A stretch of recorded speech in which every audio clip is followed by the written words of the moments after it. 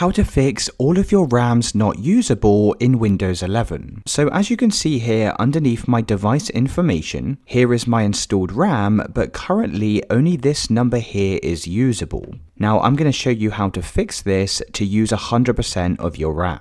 So what you'll need to do is first go and open up your start menu. You can then type in msconfig and click on system configuration. Now click on boot and press advanced options. Now you'll see an option here for maximum memory. Make sure this is unchecked like you see here, and then go and press OK and press apply and OK. Now once you've done this, you will need to restart your computer to save those changes, and you can check to see if that solves the issue. Now if it's not working, there's one final solution. So go and open up your start menu, type in registry editor and click on this window. From the left hand side, click on HKey local machine, click on the drop down next to system, and click on the drop down next to current control set. Now go and expand control. Now scroll down this page and expand Session Manager. You'll then need to scroll down and click on the Memory Management folder. You'll then need to double click on Clear Page File at Shutdown and change the value data to 1. You'll then need to restart your computer,